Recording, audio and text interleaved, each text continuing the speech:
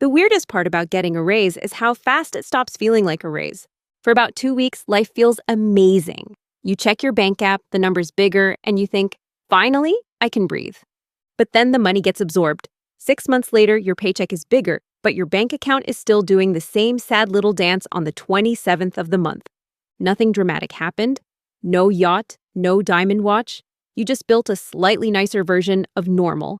And that new normal quietly learned exactly what your new salary was. This is lifestyle creep. And it is the single biggest reason why people making decent money still feel completely broke. Not because they're irresponsible, but because the trap is designed to be invisible. Meet Alex. Alex used to make $70,000 a year. About $4,500 landed in checking each month. The apartment was fine. The car was old but loyal. It started every morning, but made one deeply mysterious rattling sound around 60 miles an hour. Alex had learned to turn the music up. Life wasn't easy, but the math was familiar.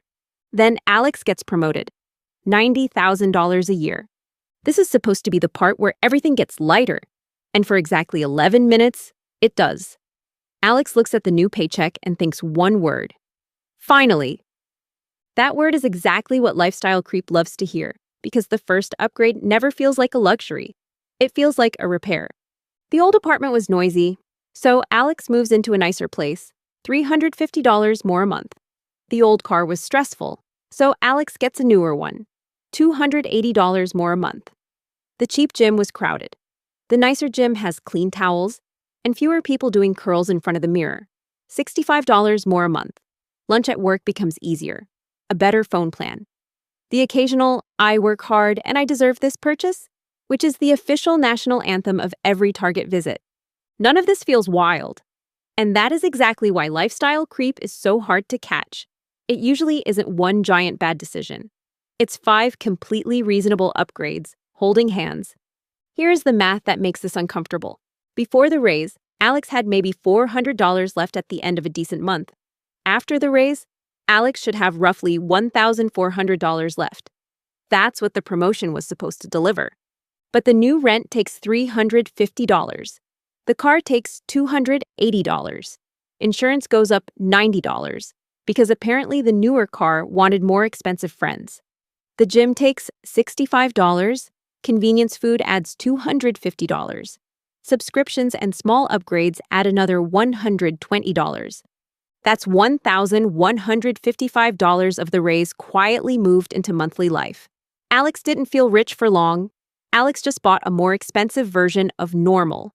If a raise adds $1,000 a month, and you add $1,000 a month in recurring comfort, you didn't get ahead. You raise the floor under your feet. From the outside, this looks like irresponsible spending. From the inside, it just feels like making life less annoying. And that distinction matters. Most people don't creep their lifestyle because they're greedy.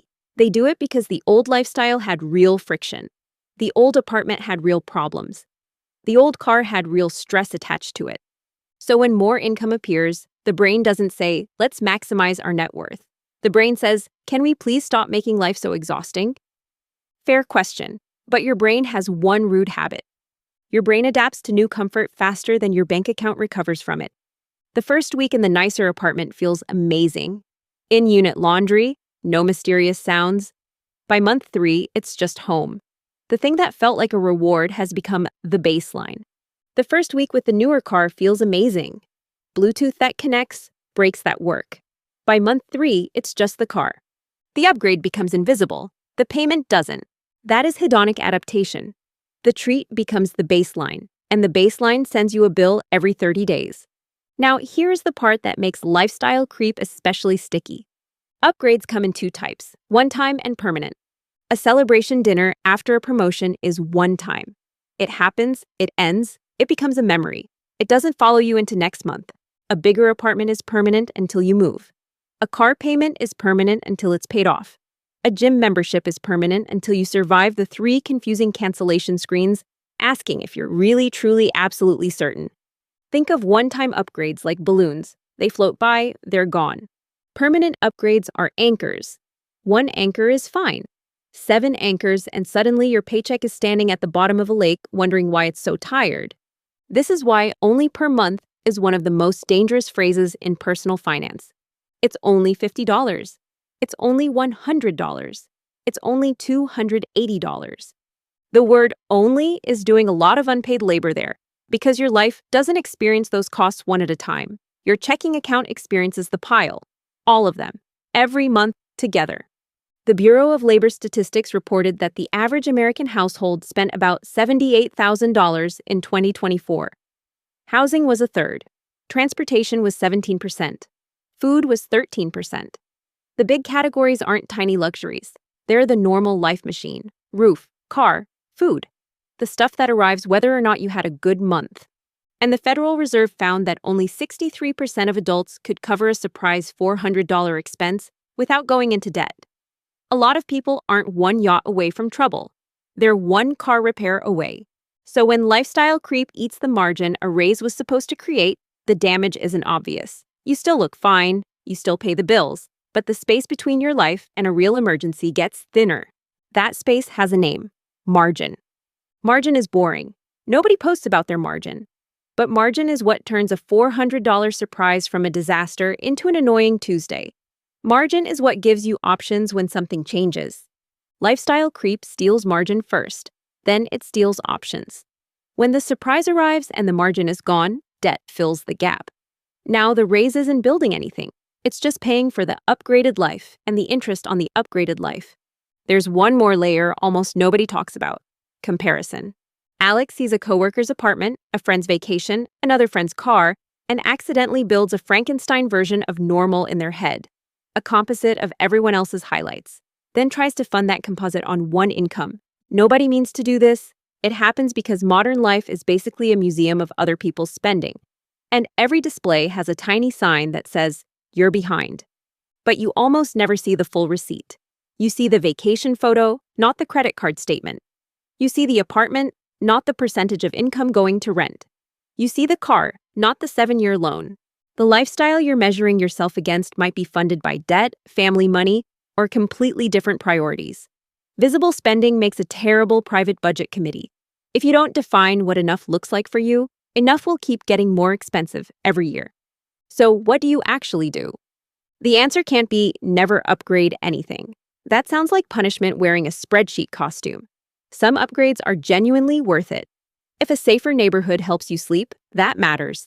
Money is not only math. Money is comfort, relief, and identity. The problem isn't upgrading.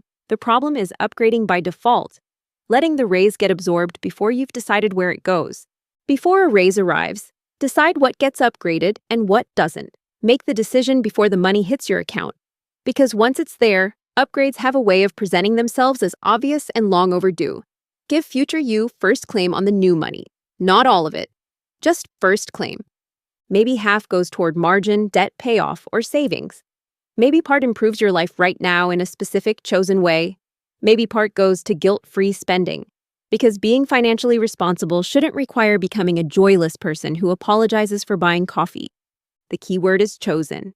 A chosen upgrade is one you decided on. A default upgrade is one that just happened because the money was there and nobody stopped to ask whether it was the right call. One more thing that helps. Wait 30 days before adding any new monthly payment.